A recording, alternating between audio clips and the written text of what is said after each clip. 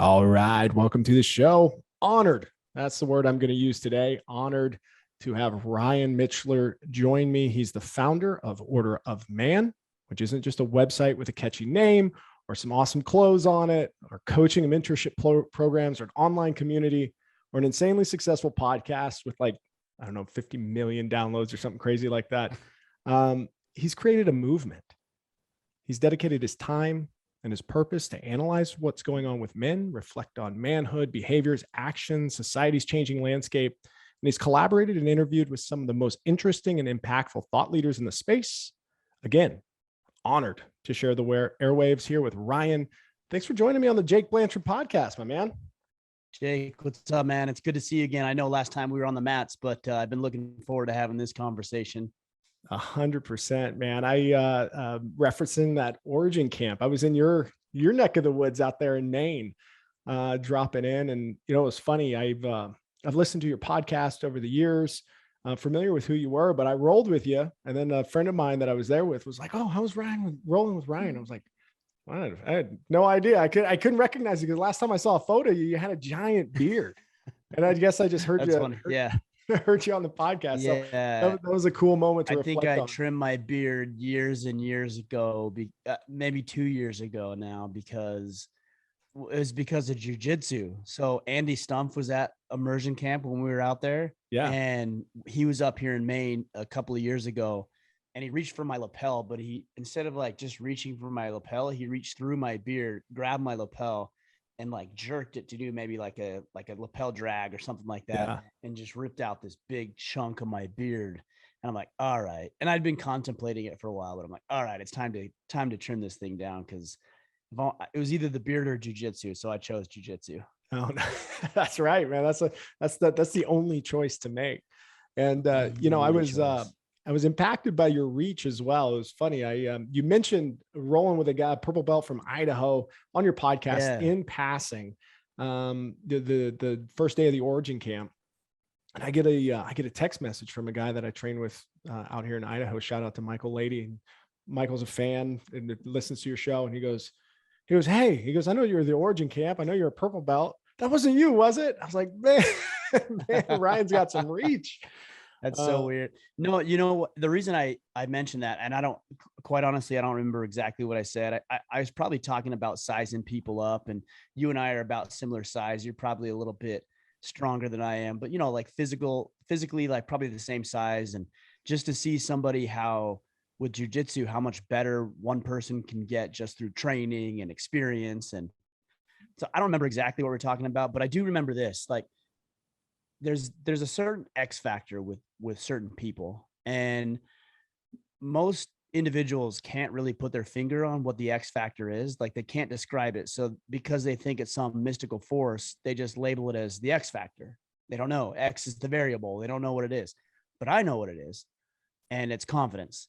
Yeah. It's not arrogance. It's not ego. It's not a false sense of bravado. It's confidence, and confidence can only be earned through doing the work. And that is one thing I remember about you when we rolled, and then our subsequent conversations, excuse me, is there's just a level of confidence that you have earned. You aren't manufacturing it. There's a level of confidence that you've earned over doing this podcast, training jiu-jitsu, and just showing up in life. And I remember that being very, very clear when we got the opportunity to train together.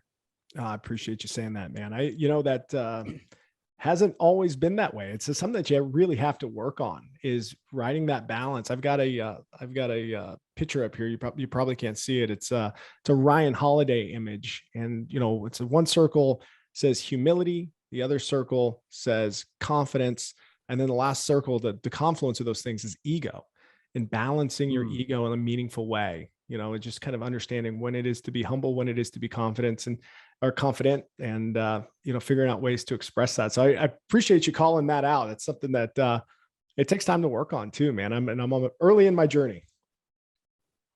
Yeah, I mean, it's only uphill from here, or I say uphill because it gets harder, right? And then the returns are less. So take jiu-jitsu for example. I trained this morning with a couple of guys. A couple of guys were in town for one of the events that we run, and one has been training for a while. The other two hadn't trained at all, really, ever. And if you take the difference between somebody who has not been training at all versus somebody who's been training for a minimal amount of time, let's just say 12 months, like that's where your greatest return is going to come from, those 12 months. Yeah. And then from 12 to 48 months, so over 4 years, you're still going to see a return, but it's going to be diminished. And then 4 to 8 years is going to be less. And then 8 to 15 is less, and so on. So it is uphill in that it gets harder because you're more sophisticated. And I'm not just talking about jiu-jitsu. I'm talking about your relationship or your business. People say, oh, well, it must be easy now. No, it's not easy because it's more sophisticated. So I continue to push. So it gets harder because you're more sophisticated, but also the returns aren't as great as they once were. Yeah. And so if you aren't fully vested in it with your heart and your mind and your soul and everything about you, I think it'd be very, very easy to quit after the first 12 months, because 12 months is easy. Like, I mean, if you're fat, let's say you're 70, 80 pounds and you're like, hey, I'm going to lose 50 pounds this year. Like anybody could do that. Yeah. Anybody could do that. If they're committed and dedicated to it, they're going to go to the gym. In the first week, they're going to cut out processed sugars. They're going to go to the gym. They're going to move more in a week than maybe they did all year last year. And they're going to see huge returns immediately. And what does that do? That keeps us more motivated. It's not the first 50 pounds. It's the last 10 pounds that are the hardest, because that's where you really need to go above and beyond what the normal human being typically would do. Yeah. And then there's that whole thing about sustainment, right? I used to teach process improvement. I'd use like Lean and Six Sigma. And the thing that we tell people when you're improving a process, implementing a new process, is that the sustainment, that's the criticality of it. You can organize a workspace, you can redesign a workflow, but unless you've got tasks and audits, unless that you can put those things into place to ensure that the process is followed and that it's constantly reviewed and reviewed upon, like it's going to fall out of order again. And it's like, it goes back to like, what are you filling that piggy bank with? If it's the attaboys, if it's the admiration of others while you're losing that weight, great. But then when you lose the weight and people get used to you losing the weight, like, was it for the right reason? Like, did you set yourself up for success behaviorally? And if you didn't, you'll go off the rails. I think it goes with anything, like you're saying, the diminishing returns of those, of the journey, I guess. Yeah, I agree. I also think there's a big problem with 90% of the goal setting systems out there, because they're so hyper focused on the goal. And look, the reality is the goal is out of reach, and a lot of you achieving your goals is largely outside of your control. Not totally, but there's a percentage of variables and factors that are outside of your control. Let's take getting a promotion. Well, in 2018, nobody would ever imagine that we'd have this reaction to COVID. Well, that's going to change your career trajectory, right? You may have been laid off. Maybe the company wasn't growing. People weren't buying. The supply chains are frustrated. So there's a lot of things outside of your control. And so what most goal setting systems do is it's like, let's just focus on the goal. Like you want to make $100,000. You want to have 6-pack abs. You want to have a better relationship. I'm not saying any of those are bad. They're all really good. Those are worthy objectives. But the reality is like, there's some variables there that you cannot control. So what I've thought a lot about is with the goal planning strategies that we personally use is let's just use the goal as a benchmark for really being heavily vested in the process. So imagine with me for a second, and I'm looking out my window here. I want to get to the top of that mountain that's right outside of my window. Like that's my goal. Now, as I start walking towards that mountain, I'm going to come up to some obstacles. Like there's going to be water, there's going to be lakes and rivers and things like that. There's going to be impassable canyons that I can't get by. There's going to be busy roads that I'm going to have to navigate. There's going to be a lot between here and that goal. And I'm going to have to pivot on the fly as I come across these things to get back on track. But the point that I'm making here is that you've got to, and this is your point too, is that you really got to find joy in the journey. Right. Everybody's so focused on the mountaintop. I just got to get to the mountaintop. I got to get to the mountaintop. Well, what if you never get to the mountaintop? Are you telling me that the last 10, 20, 30, 40 years are a waste just because you happen to not get to the mountaintop because there were some variables beyond your control? You know, guys climbing Mount Everest, some people plan for their entire lives. I'm talking about multiple decades trying to achieve this amazing feat. And they go on a particular week. And I don't know how long it takes to climb Mount Everest, but let's say it takes a couple of 2 or 3 weeks, hypothetically. Sure. Okay. Well, what if a big storm and a big storm front rolls in that week? Well, you're shit out of luck. Does that mean all of the planning, years and years of planning to make that a reality, was a waste? Of course not. But if you didn't find any value and joy in the process of it, then I think typically you would consider it a waste. And that's unfortunate. You know, I'll go down to the convenience store and I'll talk to one of the gals or guys there and they'll say, "Oh, I'm just looking forward to this weekend." I'm like, dude, it's Monday. Right. Like, you got 5 days You before can be walking Saturday. through mud, man. 5 days of walking through mud. For what? For what? 2 days of your life? Yeah. You're gonna trip over 5 days of your life for 2 of them? Come on now. Yeah. Like, clearly that isn't the way to go. So we really do. There's a long way of summing up what you just said, which is finding joy in the process versus the results themselves. I love it. Hey man, a few things I want to talk to you about with the order, man. I know that obviously you've shared your origin story a whole bunch and, talked about all the great things that community is doing. And I'd encourage anyone to go listen to the podcast, especially your Friday field notes, just a wealth of knowledge, great reflections, things like that there. One of the things that I couldn't help when I was preparing for this podcast was think about, at a surface level, how misunderstood the movement that you've kind of built and created is. And I recently saw, I think it actually might have even been today, as you got people that like post, people throw some flames at you every now and then around what is order of man? And it's this, there's this kind of like, is there a bravado to it that's like toxic, or all these, different terms that can be used around it? And maybe just reflect a little bit on being at the center of this movement. And then, people on the outside who don't understand, how does that maybe it doesn't impact you, but like, what have you come across there? Realistically, maybe it's thick skin, which hasn't always come naturally. Maybe I've just developed it over 6 years of doing this. But really, I don't think I catch that much flack. Okay. I really don't. I know I sometimes make a post about, something somebody said, or my retort to some idiotic debate or argument. I got into it with a guy today that was upset because we weren't posting his post or something in his Facebook group, and he was upset about that. And he's like, I'm gonna blast you on. So I'm like, go ahead and blast me. Like, I just don't care. Okay, so I really don't care. But yeah. the only people who don't like what we do are morons and extreme feminists. Okay. And I kind of lump those two together. Okay. Like, those really, like, any sane, rational human being, even if they have just an inkling of sanity to them left, which is diminishing, unfortunately, they love what we do. So let me tell you, Jake, here's what we do. I give men the tools, conversations, resources that they need to become more effective fathers, husbands, business owners, community leaders, etc. Period.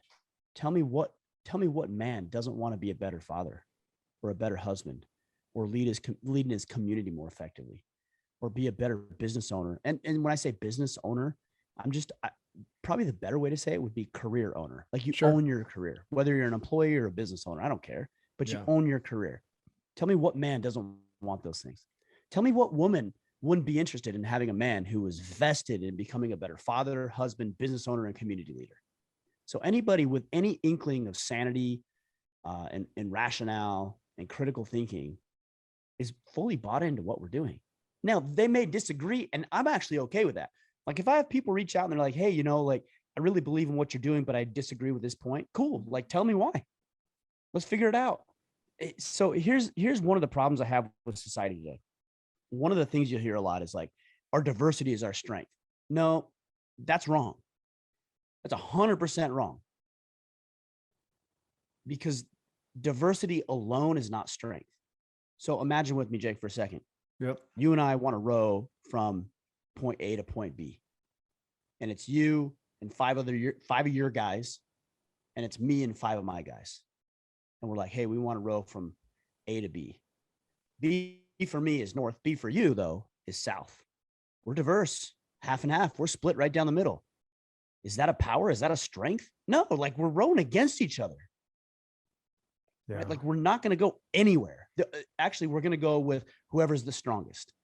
Right. Yeah. So if your team's the strongest, we're going south. If my team's the strongest, we're going north. It'll take us a long time to get there, but we're moving somewhere. Okay. Now let's change that for a second. Let's imagine you take your 5 guys. So 6 of you, 6 of me, we got 12 guys. We're going from point A to point B. All 12 of us agree that point B is north. And so we start rowing. And then Jake, maybe you are a collegiate level rower. And you're like, hey, Ryan, you know what? Like we're going from point A to point B. We're going north. And I see your row. It's a little inefficient. And I've been doing this for, 2 decades. So let me explain to you like a better way to get some power, to generate some power from your stroke. And you show me that. And you show the other guys that. Like we're diverse. I wasn't a collegiate level rower. And yet you show me that, and we're all rowing the same direction. And then we start feeding off of each other, and you teach me what you know, I teach you what I know, and vice versa. And then we start rowing in the same direction, and we all get stronger. Okay, that's an example where diversity is strength. But it wasn't diversity alone. It was the fact that we were A, diverse, and B, rowing in the same direction. Right. And so, yeah, we have some people who are rowing in the wrong direction. And I hate to say it like this, but sometimes you just got to throw those people off the ship a little bit. Yeah. Yeah. And I agree with you. I think that there's, I guess this is my perception, just looking in at the name, the title, the topics, and being in the world that we're in, maybe my lens that I view the organization that you've built is like, yes, it's really great. But also, man, he must take a lot of flack for it. But me hearing you say, it's actually really not that bad. That gives me some hope, man. That's, I'm sure that you get some, but I appreciate your perspective on it. Well, but also I'm not dumb from a marketing perspective. Yeah. So I know order of men, people are going to look at that and jump to conclusions. Exactly. Yeah. And I know that the subjects we talk about, whether it's masculinity or femininity or traditional gender roles, or even the word gender alone, conservative versus, more leftist values. Like these are the things that we talk about. And yes, they are polarizing. So I'm not dumb. I realize that's what's going to generate the conversation and the buzz, but I also believe in what I'm talking about. I'm not just doing it to manufacture outrage or attention. I genuinely believe that what I talk about is going to move the tide of culture in the right direction. Yeah. And if you disagree, all I want to know is, are you rowing in the same direction? Yeah. Because if you're rowing in the same direction and you disagree, then share with me. But if you're rowing in another direction and you disagree, I don't want anything to do with it. I'm not going down there. I'm going up here. Yeah. Well, let's talk about that direction for a minute, because there's 2 things that I see that are major catalysts for the time that we're in with men. I think one is the times that we've found ourselves in are really convenient, and we have outsourced a lot of our parenting to institutions or technology. I think the other thing that we're struggling with is the lens in which the world, specifically media, views men. And this has been going on in sitcoms for 20, 25 years, kind of this like dopey, goofy dad figure. There's been kind of an eradication of, I don't know, like the Tool Time shows of old, if that's a really naive example, but like those are just fundamentally not there. So what we see is, men being mean, rude, violent, etc. There's none of these like really genuine, nice characters. And we're outsourcing a lot of what we're doing in our society to other institutions that reinforce that. Is that your perspective, or is there a bigger issue along the lines of this? Just maybe riff on this a little bit. I think it's both. I think men have become caricatures of themselves. So we take Homer Simpson, for example, who's, the dopey guy who, barely makes ends meet. He doesn't really communicate with his family. And when he does, he's impatient and he lashes out and he strangles, Bart, his son. That's literally a caricature of masculinity. Or you take Tim the Toolman Taylor, who you referenced, right, with Tool Time and Home Improvement. Okay, that's a caricature, right? He's like going all out and he's I mean, elements of him, he loves his family, he cares about his boys, but he's a dunce, right? And so he's like compensating for something Yeah. almost. So we become caricatures of ourselves because it's like an easy target, and it's unfortunate that's the way it is, but there isn't a whole lot of depth sometimes to even a lot of the men I meet with. I mean, part of the reason we've had so much success is because I hear from guys every day at this point who say to me, Ryan, I wish I could find like guys who are really interested in improvement on in my area. And it's hard. It's super hard. That's why we created what we created, because I thought, maybe we could rally a bunch of men who are interested in self-improvement, and then we could attract those type of men who are. But I mean, how many guys are interested in this and they can't find other men in their area? And that's really unfortunate that they're not able to find those guys who want to step up and contribute and add value and lead the way that they want. But I also believe there's a more sinister, devious play happening as well. And that is that anytime, well, let me say it this way: men, like genuine men that are strong and moral and capable, they always represent the last line of defense against any sort of outside influence that would rule over them. So whether we're talking about ancient times where one tribe was warring with another and wanted to kill their men and turn their women into slaves, or we're talking about modern times where you have large swaths of government overreach to control the population and to administer their will. It's the men who always represent the last line of defense. And those men are either weak or they're not.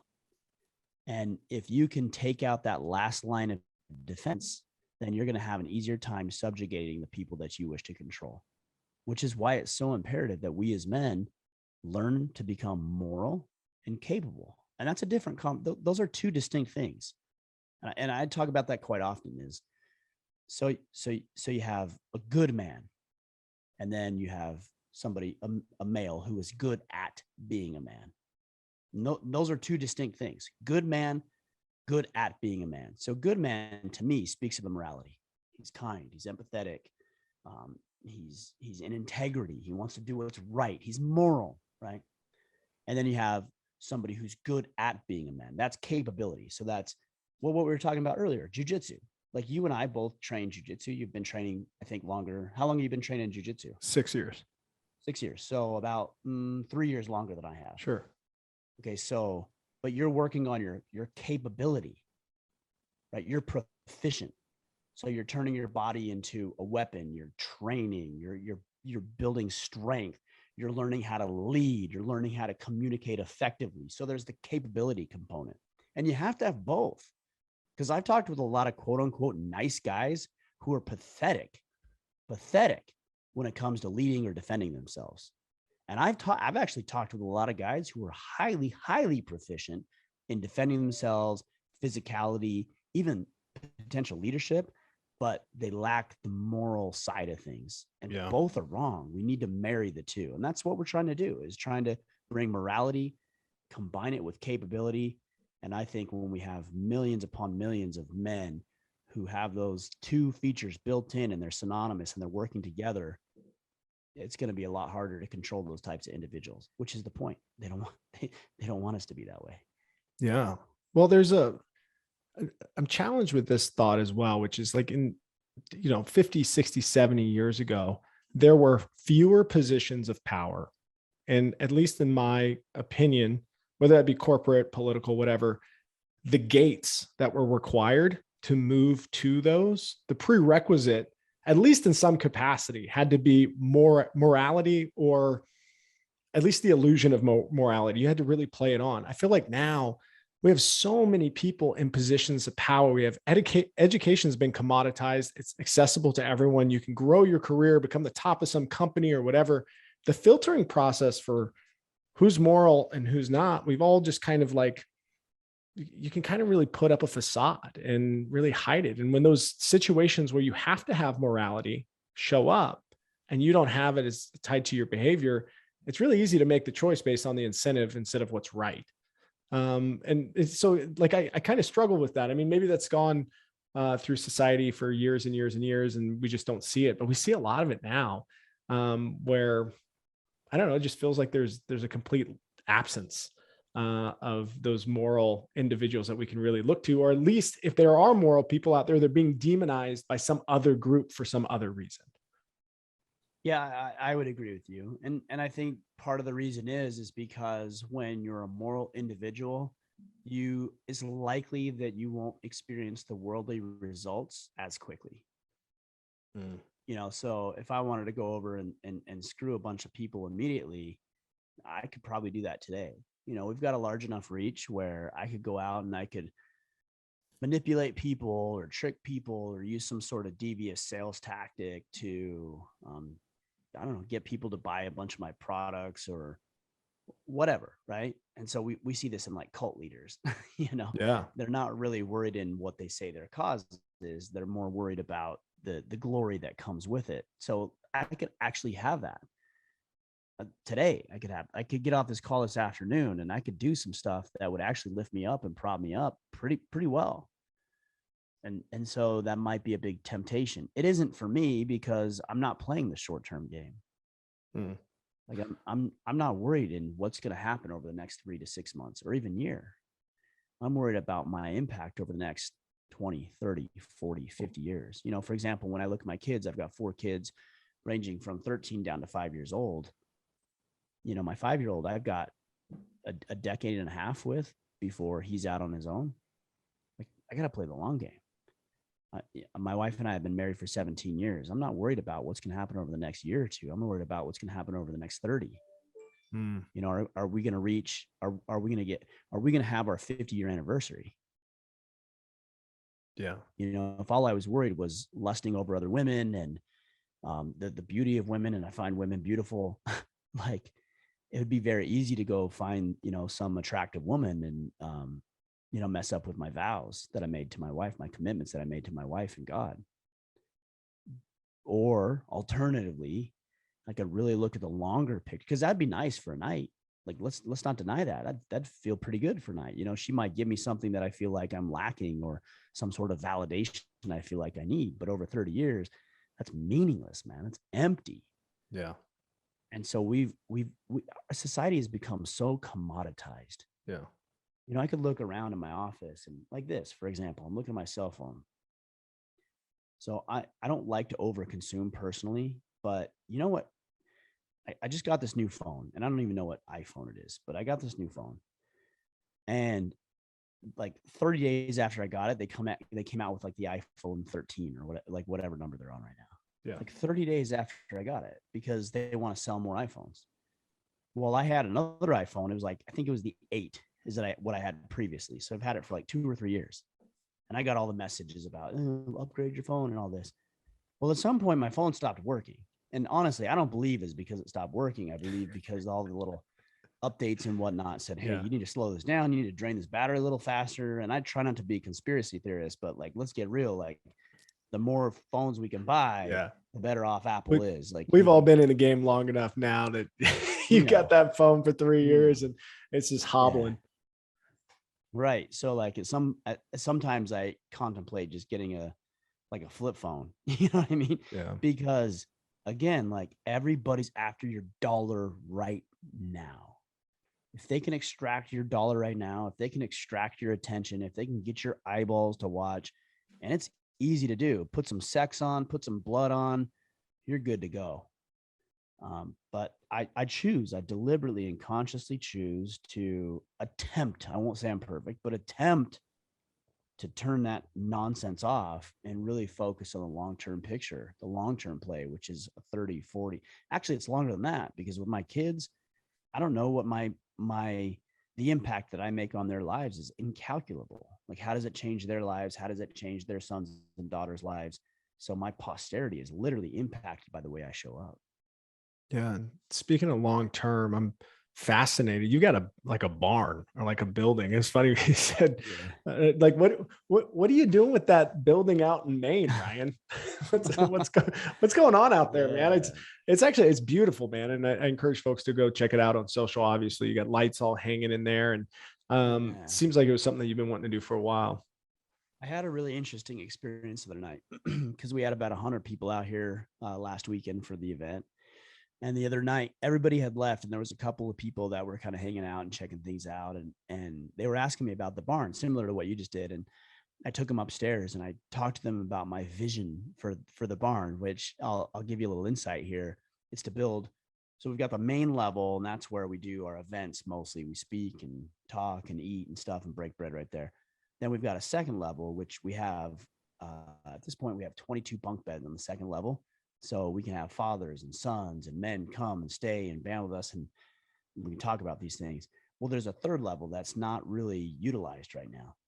So we're all wandering around, and the guy said, what are you going to do with the barn? And I told them we're going to build another rail, and I just got the quote for it yesterday, so I'm serious about it. But it's another stair rail that goes up to the third level, and then we're going to put railings on the side, and then I'm going to buy custom jiu-jitsu mats to put up there, and so we can train. So we're going to break bread, we're going to eat, we're going to sleep there, but we're also going to train there. Like everything is just housed right there. And as I shared this vision of mine, everybody kind of chuckled, and they weren't doing it deviously. Like I don't think there was any sort of ill intent, but they all kind of laughed and like poked at it a little bit. Okay. Which again, I don't take personally. Like I didn't feel offended, like it was like, but what I did recognize is that very few people have vision. And so when they actually see what vision looks like, they don't know how to handle it properly. So they laugh at it. They make fun of it. They make it light.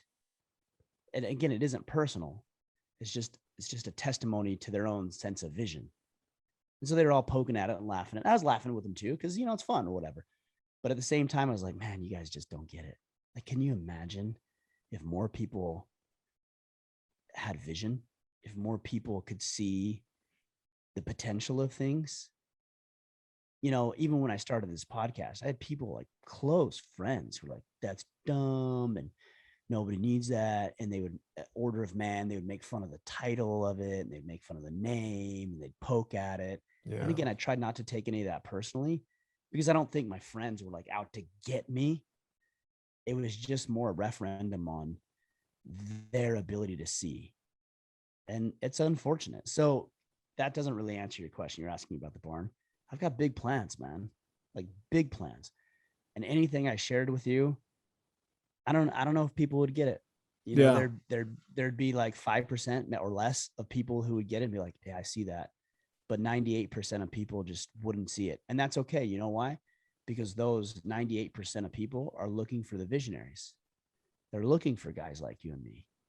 Yeah. So if you and me can be those types of individuals, then we get to lead. We have and I'm not saying we get to lead as in like we get to prop ourselves up. I'm saying it as in we get to serve.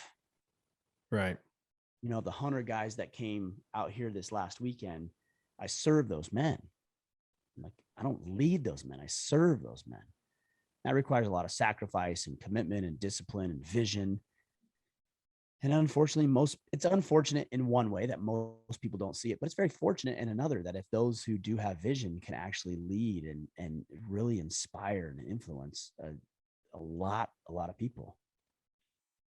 So you mentioned earlier as well, like the fathers and sons and being able to stay there and those types of things. I'd love for you to expand on that, having a facility and then like planning full days around it, or just kind of like father-son outings, or is it multi-use? Like, yeah. So it's probably even more like 4.5 years ago. I woke up one evening and I thought to myself, wouldn't it be cool? This was 2 years after I'd started Order of Man.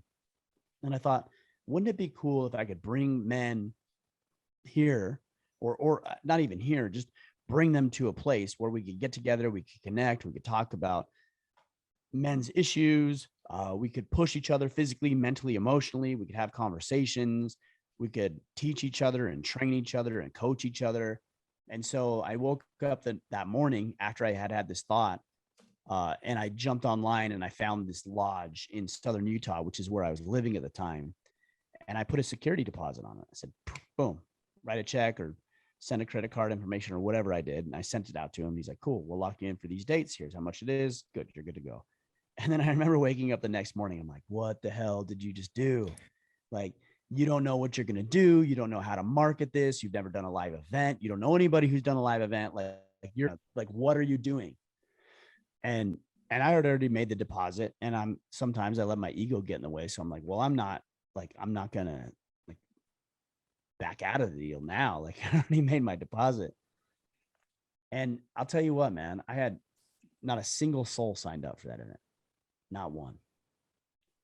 So I call the guy up. We're about 2 weeks out. I call the guy up whose lodge it is. And I say, hey, Bill, I don't even remember his name, but I say, hey, Bill, nobody signed up for the event. And he's like, oh, that sucks. Well, you're going to lose your security deposit. Like that was literally his answer. Mm. And I said, well, hold on. Like, let me, like, will you work with me? I'm trying to grow this thing and I've got a vision. And fortunately he had just bought the lodge. So he was trying to build up his customer base. And he said, yeah, Ryan, I'll work with you. If you want to push it back several months, I'll keep your security deposit. I'll apply it. It's going to be more expensive because you're going to be in season if you do it 2 months later, but I'll apply it towards the cost. I said, great. And I went back to the drawing board and I really started thinking about how do you market this? What's your selling proposition? Why would guys come? Like, what's the value and benefit of it? And we had 20 guys show up to that first event. In fact, I have a picture of us 20, we call ourselves the Terrible 20.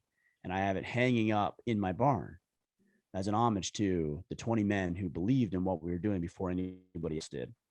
And we've done probably at this point 12, maybe a few more events to this point. And really what I envision is getting men out of their current environments where they have distractions and they have people dumping on them all the time and they're dissatisfied to some degree with their life. And I bring them here and we spend time challenging each other. We do physical activities like jiu-jitsu is a big one, hatchet throwing, archery, airsoft, where we learn team development strategies and skills. We go through our battle planning system, which is a proprietary system that myself and several others have developed. And we really teach these guys. When we do a father-son event, that's a 3.5 day event where we have 20 dads come in with 20 of their sons and we do the same things. And we're really trying to equip men with the tools and resources they need to issue their young men into manhood. So I got big plans, man. It's pretty cool to see these guys come. And my wife and I were talking the other day, like these guys come and they're, I wouldn't say broken. That's not the right word, but they're, there's something there. Like their shoulders are kind of hunched over and they're kind of down on, and they leave and they're just so like proud of what they did and accomplished and the connections they've made. It's really powerful. I'm honored to be able to have the opportunity to do something like this. Yeah. I've been that guy.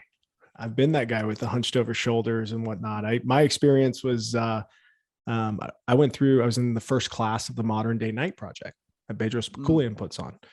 Yeah, I saw something on Instagram the other day. I'm like, oh, he knows Bedros. Yeah, absolutely. Yeah. B has been somebody who's deeply impacted my life over the last 2.5 years or so.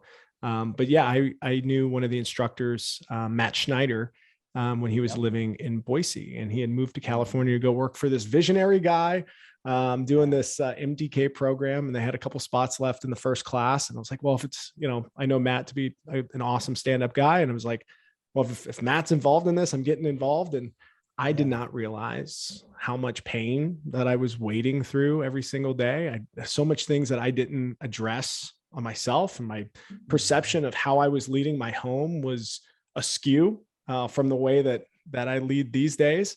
And just actually having a rite of passage as a human being, like those 75 hours mean the world to me, man. I've got my axe hanging up over my head here. It's a meaningful program. So in the same vein of thinking, I mean, being able to go somewhere, to sit beside yourself, to reflect, to learn new skills, to apply them, and then to leave with some confidence that you're going to go change your life in some powerful way. What a gift. Yeah. Yeah. I'm glad you brought up B because he's a friend of mine. He's a close personal friend of mine. And I think I was just introduced to him just via the circles that we ran, and he's been on the podcast a couple of times at this point. But so he invited me out probably 6 or 8 months ago to his Squire program, which is a father-son program that he runs. Are you familiar with that one? I am. Yeah. I'm Yeah. chomping at the bit to go down and assist with one of those. Cause I'd love Yeah. to do something in Boise around the Squire program. Yeah. So he invited me out to the Squire program to come speak. And I went out there and I spoke. And what I was only there for half a day or so. And I fell in love with what he was doing and his vision, because he's a visionary too, you know that. Oh yeah. And I saw it and I talked with Matt. That's where I met Matt for the first time, and the rest of the crew, Ray and Steve, all the guys, Yep. know, right? And Aaron. Yeah. And Aaron, that's right.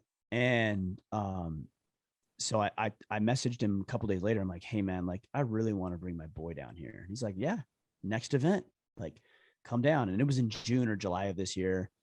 And I said, my boy's 13. He's like, perfect. Yep. He'll be on the low end of the age bracket, but like bring him. And I said, great, we'll do that. And I came and spoke again to his crew, and we just had such a powerful experience. And I've been talking with B about what we have available here. And he's like, hey, Ryan, I want to run an East Coast event. Oh, So in late spring of 2022, we're actually going to be doing a Squire program here on my property. wow. And That's it's awesome. going to be amazing. Very similar to what he's doing down there, with a little bit of East Coast, rural Maine flair to it. And it's going to be rad. That's incredible. I mean, it's in the Squire program, again, it's 24 hours, right? It's a rite of passage type event. I mean, you went through it. I haven't been through it, though. I've seen a lot of the social media stuff associated it's with shorter. It's a shorter event. The one that my son and I went to just in the summer of this year, it was since it was in the summer, we actually did a night event, and it was their first nighttime event outside of the project, because I think you guys go, what'd you say, 75 hours? Yeah, it's 75 hours. Yeah. So with the boys, it's like, it was like 18 hours or 17 hours, something like that. So we started at, 4 or 5 in the afternoon. We went to like 9 or whatever the next morning. So it was an all night event. It was awesome. It was awesome. It was incredible. Such an incredible experience. Just a great cadre of guys. It was cool. It's powerful. And That's great, we're man. very much aligned. Yeah. And you said earlier when we're starting to talk about B, you said some of the kind of the circles or the folks that you've interacted with. I mean, you look at the folks that you've had on your podcast this year, between like Matthew McConaughey, Tim Grover, Ben Shapiro, Hickson Gracie, Tim Kennedy, Michael Chandler, who I've had the opportunity to spend a little time around. What an amazing human he is. Like, Incredible. yeah, I mean, the guest list that you bring on your podcast is unreal. Like, do you have moments where you just kind of step back and you're like, damn, like these are some really interesting people sharing really powerful perspectives. How fortunate. And like, I'd love to hear your sentiments around that. Yeah. You said it right. Initially, when you were saying that, I was going to say something like, I don't deserve it, or like, I feel inadequate. No, I don't feel like that.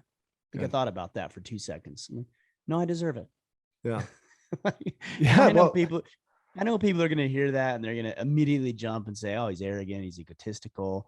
But what's the alternative? Like, thinking that you don't deserve things out of life, feeling like you're an imposter your entire life, feeling like you're a loser and you're inadequate. I felt like that for 3.5 decades of my life. I'm tired of feeling like that, man. So we've really gone to work on making sure that we're adding value. We really try to boost and prop up our guests in an honest way. We don't put them on pedestals they don't belong, but we really highlight them and showcase their talents and their skills and abilities. And I think men see the value in that. And then we've got a rabid fan base. We've got guys who are just deeply vested in what we're doing. That's why a couple of guys you mentioned reached out to you, because they listened to my podcast. Like, whoa, are they talking about Jake? Like, that's my buddy. Like, yeah. We've got a fan base who is committed to what it is we're doing, and high caliber men see that. One of my early mentors one time asked me, he said, Ryan, what kind of man do you need to become to achieve what it is you want to achieve? And I've thought a lot about that question over 5 years, and I'm not perfect. I'm not that man yet. Like, moments I have glimpses of being that man, and I'm working towards becoming him. And what's really interesting is, as I do, people are just naturally attracted to it. It's almost like that X factor, to bring this conversation full circle. What I do, what you do, it's not some mystery. It's a formula. Imagine if math was a mystery and everybody was using different formulas and equations, like how miserable that would be. Like nobody would understand each other. But math is the universal language. So is success. Success is the universal language. You want to be successful in one endeavor, whether it's racing horses or in jiu-jitsu or starting a podcast or really thriving in your marriage or whatever. Pick your thing, regardless of how strange or weird you might think it is. Like pick your thing. There's somebody else who's already done it and they already figured out the equation. And all you need to do is figure out that equation and plug yourself into it. So yeah, when guys say, oh, you're so fortunate, oh, you're blessed, oh, you're lucky, that's when I get a lot. Man, it isn't a luck. It's just a lot of work, working through the formula, having other people show me. What is that? Fortune favors the bold. Is that what that says? Luck favors hard workers, man. That's okay. it. I just saw the favors. So yeah, exactly. Is that from who? Did you do that? Is that your No, it's Fuel Hunt. Fuel Hunt. That it looked like Fuel Hunt. So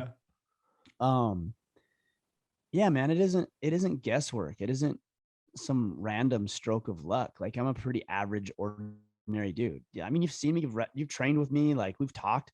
No, I'm not special. I'm not amazingly gifted. I'm not amazingly talented. I'm not like some, specimen of the ultimate epitome of masculinity. Like I'm just a pretty normal dude, but I work hard as shit and I try to do the right thing at the right time. And it plays out pretty well. I love it. Well, we talked a little bit about the Order of Man ecosystem, some things that you have out there today. I mean, when you're solving for future variables, like I know you got the barn, you're doing some cool things for there. What else is coming with Order of Man? Like, what are you trying to do, accomplish, say through the next year or two? Yeah, I mean, I want to do more events. One of the things that a lot of guys have asked me about, because we've really focused on men and boys over the past 5 years. And so I've had a lot of fathers reach out to me and say, hey, I see you're doing a father-son event. I'd really like to do a father-daughter event. Yeah. And I've looked, there's nobody out there doing a father-daughter event. Sign me up for that, man. I'm there. I got a 6-year-old princess. I'd show up to anything with her. That's what I'm saying, man. Yeah. So we'd obviously need to change the logistics because, having 20 dads with their daughters is certainly different dynamic than having 20 dads with their boys. So logistically, we need to tweak and change and adjust some things, but that'll happen in 2022.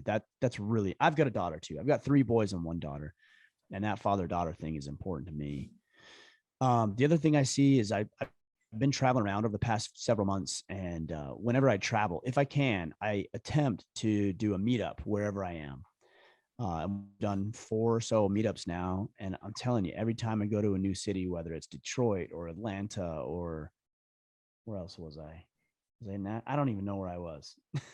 I could travel a lot more lately, but wherever I am, I try to do these meetups, and we'll have anywhere from 20 to 40 guys show up. I could see that being a real part of what we're doing, where guys are meeting shoulder to shoulder, face to face. I already told you, men don't know how to connect with other men on their same path. And so if we can facilitate that, and I certainly want to do it. So those are a couple of new ideas. And of course, the jiu-jitsu mats in my barn is a big project over the winter as well. So that come springtime, when we can all thaw out, we're going to get some rolls in up there. How big's that space up there for mats? So it's about 80 feet long by about, if I had to guess without being up there, I would say 25 to 30 feet. That's some good mat space. That's good. Yeah, I think we'll get some space up there. And it's on the 3rd deck. So you're literally 30 feet off the ground. So we got to make those rails strong. Yeah. And tall. And we're going to start from the ground. No stand-up game up there. But it should be really good, man. That's awesome. Hey, man. Well, Ryan, I want to thank you so much for your time. I know you're a busy guy out there, and carving out a little bit for me means the world. Appreciate you unpacking Order of Man, all the cool things that you've got going on.